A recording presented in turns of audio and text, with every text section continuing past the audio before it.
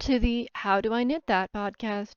I'm your host, Sarah Dawn of Sarah Dawn's Designs, and this 17th episode of the How Do I Knit That podcast is all about cables. We'll talk cables in both crochet and knitted fabric, and what to do when your cables go wrong. So broadly, what is this podcast all about? Well, this podcast came about because I hear so many people saying, "Oh, I could never knit that.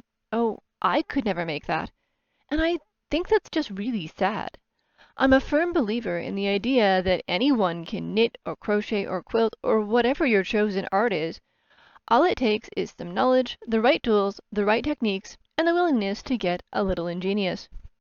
If you're looking for the previous podcast episodes, you can find them on my Patreon, which I will link to in the description, or in a YouTube playlist, which I will also link to in the description. Once again, let's start with the obvious question. What exactly are cables in the textile world, outside of, actual ropes and computer cables and such? For this, we're talking classic knit and crochet cables, the type of textile embellishment you might find on an Aran sweater. Let's start with a very basic overview, and luckily Wikipedia has a great, very basic overview of knit cables. Cables are created by rearranging the order of stitches within the knitted fabric. It's usually done using a cable needle, but can be done without a cable needle as well. Cable knit fabric tends to be more dense and less flexible than stocking stitch, with a narrower stitch gauge, and sometimes a compressed row gauge as well. Knit cables are usually done on the right side of the fabric. Well, you can cable on the wrong side. It's very challenging and not something I'd ever suggest doing. From a designer's perspective, if I were ever to have a pattern moment where I had to put a cable stitch on a wrong side row, honestly, I'd fudge it so that the cable stitch was on the right side. Wrong side cables are just that annoying. Plus, having a minimum of one row between each cable stitch helps space out the stitches to let them decompress and helps the fabric to relax. If you do a cable every row, you get a very stiff, very dense fabric that isn't appealing for a lot of uses, at least to me anyway.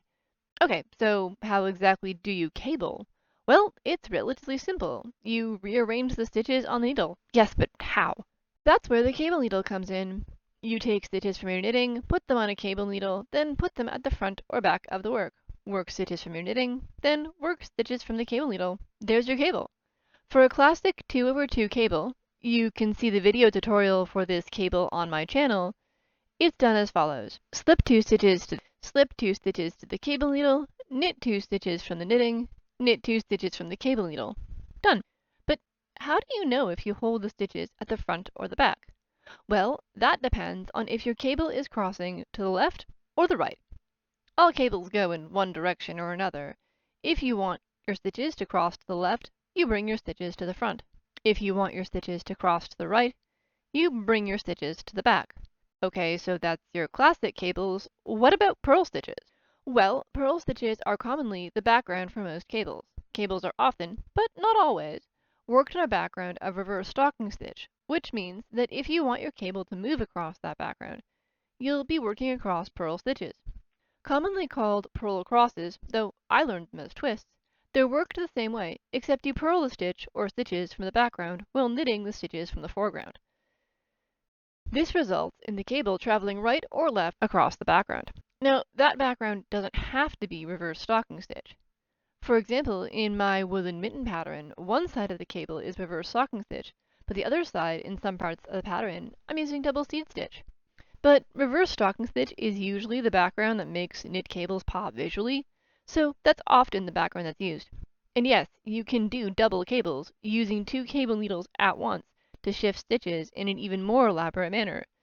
This appears in the woodland mittens as the awkwardly named Cable 5 left purl cross. For this one, you have 2 columns of knit stitches I wanted to cross, but there's a purl stitch in the middle of them. So you take the first 2 knit stitches, put them on a cable at the front of the work. These are the stitches that will cross to the left. Then you put the middle purl stitch on a second cable needle and put it at the back. Then knit the 2 remaining stitches, purl the middle purl stitch, and knit the 2 stitches from the cable needle. This gives a symmetrical cable with a purl stitch in the middle.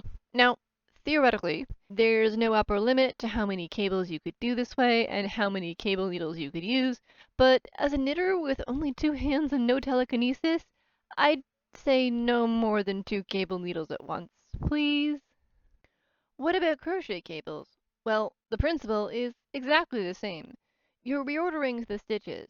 Crochet cables seem to, from my completely anecdotal and not at all scientific observation, be less common than knit cables, but they're definitely out there. For crochet cables, you don't use a cable needle though. You instead work into the stitch a few stitches ahead. Usually, but not always, crochet cables are done with double or treble crochet, just to give them the length, but there's nothing saying that you can't do crochet cables in single crochet, though the fabric will be interminably dense. And here's the obligatory note that I'm talking in US crochet terminology, just to avoid any confusion. So, you work into a few stitches ahead, then you work a spacer of stitches. This can be more or less than the number of stitches you skipped, but if you want your work to remain even, it's the same number of stitches that you just skipped. Then, working over your first stitch, you work a stitch into where you were before. The 2 stitches will cross one another, forming a crochet cable. If you want your crochet cable to cross the other way, you'll do the same, but you'll want to ensure that you're working under your first stitch rather than over. Now, before we get into what to do if your cables go wrong, I want to remind folks about why I created this podcast. I intend to talk about all sorts of knitting, crocheting, and crafting stuff so that you can create amazing things in whatever situation you're in. Remember, you can, in fact, knit that. And when I say knit that, I also mean crochet that or spin that. It applies to pretty much any craft I can think of. And so, for those things to talk about, I'll be relying on you, my listeners and audience. I want to hear what keeps you from knitting or crocheting, and I'll try and address the barriers you mentioned. It can be anything at all. I'll at least try and give you some advice. If you're having trouble with a particular technique, are wondering how to knit with limited or no time, or can't find tools that work for you, please reach out and I'll try and address your concern on the podcast. I'll even do pattern support, provided the pattern is free online and accessible to me, or one I can find at my local library. And of course, I'm able to answer questions about my own designs as well. You can submit your questions by email and have them be read on the show, or you can submit an MP3 voice recording and I'll play it on the podcast. Okay, with that interlude out of the way, what do you do if your cables have gone wrong? There's usually 3 ways a cable goes wrong. 1, you forgot to do it on the row you were supposed to do it. 2, you dropped a stitch within a cable. And 3, you crossed a cable the wrong way. That is, you did a left-leaning cable when the pattern called for a right-leaning cable, or vice versa. Let's start with number 1. You forgot a cable. You have 3 options here. You can A, hope nobody notices. B, ladder down and fix it just like lace or any other mistake in your knitting. Or C, unravel the whole work back to where you missed the cable. And no, I'm not joking about option A. Though it might be noticeable if pointed out, most people will not see those sort of errors unless they're blatant and somewhere they'll be seen. A single forgotten cable at somewhere like, for example, near the underarm of a sweater, probably won't ever be noticed. And if the missing cable is a number of rows down, it will be far more of an effort to fix. Now yes, sometimes this isn't an option. If your work is going to go through exceptional scrutiny, say for example you're entering it into a fair or competition, then I wouldn't suggest this option. But for everyday casual wear, unless the error is very obvious, most people will not notice. Of course, this is also up to your own comfort level with such things. Some people wouldn't feel comfortable wearing or using the finished object with a mistake they know about, and that's fair. For me, I balance it between how noticeable is this. For that, I get my non-knitter roommate in the room and ask her to try and spot the mistake. If she can see it, it's too noticeable for my liking. How much does this annoy me? How much scrutiny is this knitting going to come under? And how much effort will it be to ravel down and fix it? But very often, unless it's a magazine sample, my ADHD brain settles on option A. Option B is to ladder down and fix it, just like lace. But for the crocheters out there, I'm sorry that's not an option for you. You're stuck with either ignoring it or unraveling back to the mistake. But assuming it's a knit cable, if it's not too far down, this is usually the method I'll go with if I'm going to fix it. To do this, you take your cable stitches off the needles, then let them ravel down until you get to the row you missed. Then, using the yarn for that row, knit the cable you missed. Your tension might be a bit wonky with this method, but it's usually nothing that a good wash and bit of blocking won't fix. And if you missed a traveling cable, you might have to ravel down a few stitches on the side of the cable as well to be able to get the cable going in the direction it needs to go. But I promise, it's not as hard as it sounds.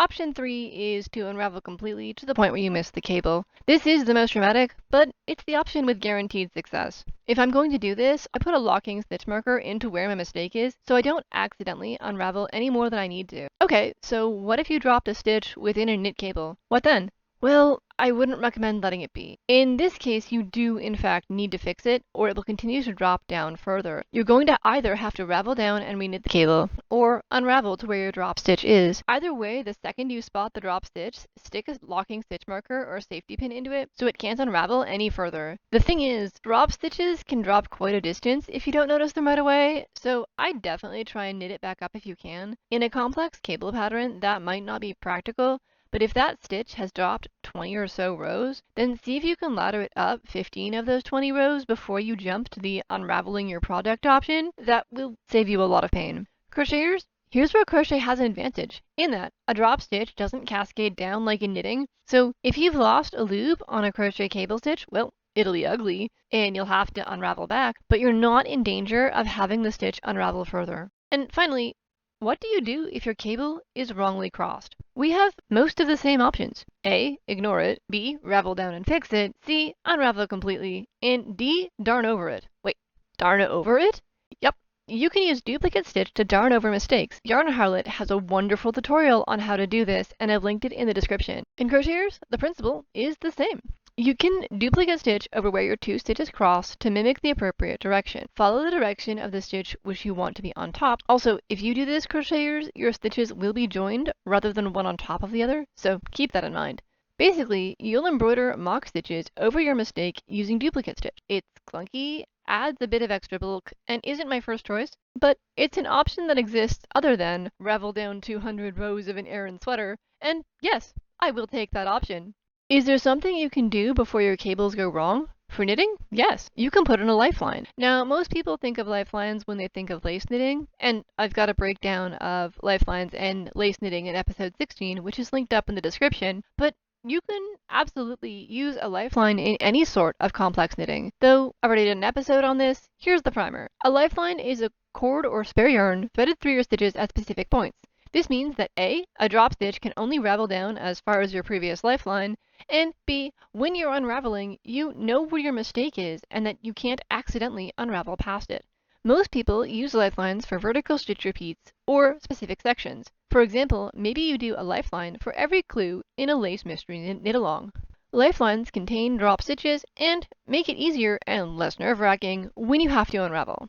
Sadly, crocheters don't benefit nearly as much from a lifeline, though you can weave in a scrap thread to the top of each stitch. That doesn't achieve much in terms of helping you if you have to unravel. However, you can use locking stitch markers, or progress keepers, to mark specific sections of your crochet in the case that you do have to unravel. Since a crochet stitch won't easily unravel if it has a stitch marker in it, you can use those to mark pattern repeats, making it so that if you do have to unravel back, you won't unravel too far and will still know exactly where you are in the pattern. I do this all the time with my slip stitches for joining rounds because I constantly miss them and my rounds start getting wonky. So I just leave a locking stitch marker in my slip stitch and keep going. It saves me so much trouble. And that helpful note seems like a good note to wrap up this podcast episode on. A huge thanks to my patrons who've supported this podcast.